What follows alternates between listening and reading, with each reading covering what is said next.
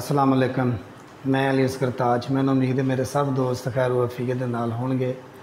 अज असी मैं जिहड़ी गलबात करांगा मैं गलबात करांगा इस्त्री दी सैटिंग दे उत्ते, क्योंकि इस्त्री जिहड़ी है इस्त्री हर घर की ज़रूरत है और हर घर दी दे विच इस्तेमाल हुंदी है। और मेरा ख्याल जिहड़ा ना वो इस्त्री तो बगैर कोई भी ऐसा घर नहीं होना कि जिस घर दे विच इस्त्री ना होवे। और इस्त्री के बारे में तकरीबन सानू सब लोगों जी थोड़ी बहुती जानकारी है ना वो ज़रूर होनी चाहिए। नंबर एक कि जिस वेले असी इस्त्री करने तो साढ़े जहन दे विच ये गल होनी चाहिए कि इस्त्री एक बिजली के नाल चलने वाली चीज़ है और इनू किसी भी सूरत विच तुसी जिस वेले इस्त्री करो तो सब तो पहले अपने आप को सिक्योर करो, सब तो पहले अपने आप को प्रोटैक्ट करो, क्योंकि ये जी इस्त्री है ये बिजली के नाल चलती है। और कभी भी इस तरह नहीं होना चाहिए कि तुसी पैरों के विच लैलन की जुत्ती ना पाई होवे और तुसी इस्त्री कर रहे हो। हमेशा इस्त्री करने तो पहला अपने पैरों के विच नायलोन की जी जुत्ती है यदा इस्तेमाल ज़रूर करो। अगर फर्ज कर लो कि तुहाडे घर दे विच कोई खुश्क जुत्ती नहीं है तो अपने पैरों के थले कोई भी ऐसा खुश्क कपड़ा जड़ा ना वो तुसी ज़रूर रखो। क्योंकि कपड़ियां नालों इस्त्री नालों हर चीज़ नालों ज़्यादा कीमती जी चीज़ है वो तुहाडी अपनी जान है। अल्लाह तबारक तआला इजाज़त सब लोगों को अपनी हिफ्ज़ो ईमान दे विच रखे, लेकिन बंदे नूं जड़ा ना वो थोड़ा जिहा अपना ख्याल आप भी रखना चाहिए।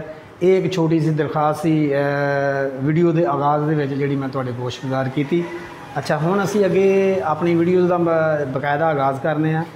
तो अक्सर तौर पर जोड़े सानू इस्त्री करने के दौरान जोड़े एक दो जोड़े मसले मसैल ने ना वो दरपेश आते हैं। वो यह आते हैं कि साडा जी इस्त्री है ना वो इस्त्री जी है ना वो थले जोड़े इस जगह पर जोड़े ना कपड़े चंबड़ने शुरू हो जाते हैं।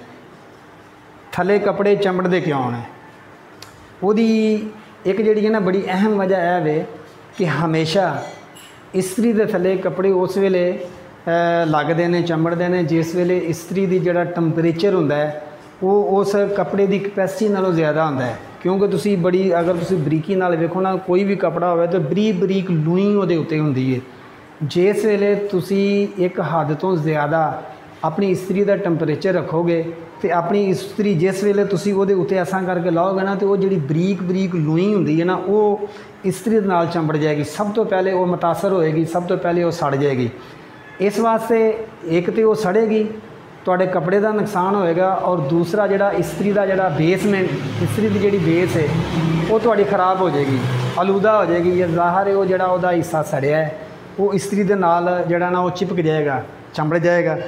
अच्छा वो हुण वो एक अलहदा मौजू है कि उन्होंने फिर किस तरीके नाल साफ़ किया जा सकता है, किसी भी तरीके नाल तुसीं उहनूं साफ़ कर सकते हो। साडा अज दा यह मौजू नहीं हैगा। अज का साडा मौजू ये है कि आया कि वो जोड़ा कपड़ा है वो नाल चंबड़िया क्यों आ। हमेशा कपड़ा उस वेले इस्त्री दे नाल चंबड़दा है जिस वेले तुसी उहदा इस्त्री का जोड़ा टंपरेचर वो ज़्यादा रखा होंदा है। इस्त्री का जोड़ा टंपरेचर है वो एक हद तो ज़्यादा किवें हो जाता है। बाज़ दफ़ा अमूमन तौर पर शिकायत होंदी है कि या तो इस्त्री का जोड़ा टंपरेचर है वो बहुत लो है, साढ़े कपड़े इस्त्री नहीं होंदे एक गल, या ये होंदा है कि इस्त्री जी है वो ज़्यादा गर्म हो जाती है। ये दोवां जोड़ा सैट करना है ना दोवां सैट करने का इको ही जगह तो दो, यानी कि अगर लो तुहाडा टंपरेचर है लो टंपरेचर भी तुहाडा उत्थों ही सैट होना है, और हाई टंपरेचर है जोड़ा हाई टंपरेचर भी तुहाडा उस जगह तो ही सैट होना है। मैं तुहानूं इहदे च एक निक्का जिहा एक ट्रिक दस दिंदा वां और उत्थों ही मैं तुहानूं दसदा। यह इस्त्री के उत्ते एक उत्ते कवर लगा हुंदा है, यह वो कवर है जिन्हों अज तक असीं पढ़िया ही नहीं हैगा।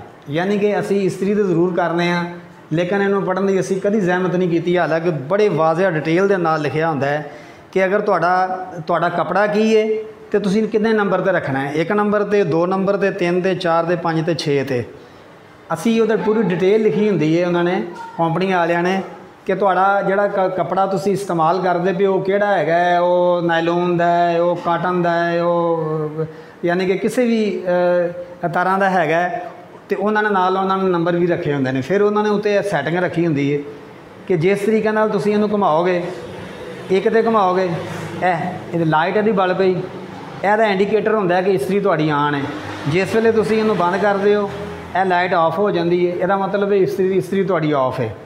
और ਇਹਦੇ ਵੱਲ ਵੇਖ ਕੇ ਤੁਸੀਂ ਜਿਹੜਾ ਨਾ ਇਸਤਰੀ ਆਪਣੀ ਸੈਟਿੰਗ ਜਿਹੜੀ ਇਹਦੀ ਸਪੀਡ ਹੁੰਦੀ ਹੈ ਨਾ ਉਹ ਤੁਸੀਂ ਇਹਦੀ ਸੈੱਟ ਕਰਨੀ ਹੁੰਦੀ ਹੈ। ਅੱਜ ਤੱਕ ਜਿਹੜਾ ਨਾ ਮੇਰਾ ਖਿਆਲ ਨਹੀਂ ਕਿਸੇ ਨੇ ਵੀ ਨਹੀਂ ਕੀਤੀ ਹੋਣੀ। ਚਲੋ ਇਹਨੂੰ ਛੱਡੋ ਪਰਾਂ।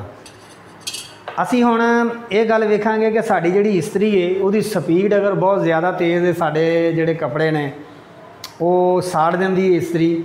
ਤੇ ਇਹਦੇ ਵਿੱਚ ਤੁਸੀਂ ਵੇਖ ਰਹੇ ਹੋਵੋਗੇ ਉਹ ਸਾਹਮਣੇ अगर बड़ी बरीकी नाल तुसी वेखो तो यह सामने एक पेज तुहानूं नज़र आ रहा होएगा, यह सामने गहराई दे नाल यह वेखो जरा, यह जिहड़ा पेज नज़र आ रहा है ना, इहदा ही सारा कमाल हुंदा है। इहदा कमाल यह हुंदा है कि जदों भी तुसी इहनूं टाइट करना है या इहनूं लूज करना है ना, तो तुसी इहनूं जिहड़ा ना वो बहुत ज़्यादा नहीं करना। हमेशा इहनूं जिहड़ी ट्यूनिंग हालत हुंदी है ना, यानी कि बिल्कुल ट्यून किसी चीज़ नूं करना हुंदा है, उस वेले उस तरीके नाल इहनूं करना हुंदा है। और तरीकाकार इहदा यह हुंदा है कि जिस वेले तुहाडा इहदा इस्त्री दी जिहड़ी स्पीड है ये तुसी ज़्यादा करनी होवे ना, तो फिर तुसी इहनूं लूज़ करना है। और जिस वेले लूज़ किवें करना है कि इस तरह का एक टैस्टर लैना है। टैस्टर जिहड़ा ना ये हर घर दे विच होना चाहिए। किन्ने दा होएगा? 30 रुपए का होएगा या 50 रुपए का होएगा। है कि जिस चीज़ के भी तुहानूं शक पवे कि साड़ी यह चीज़ शार्ट है, उन्होंने फौरी तौर पर नाल ला के देखो तो तुहानूं पता लग जाएगा यह चीज़ शार्ट है या नहीं शार्ट। यह जिहड़ी चीज़ है हर घर दे विच मैं समझदा वां हर घर की जरूरत भी है और हर घर दे विच होनी भी चाहिए है।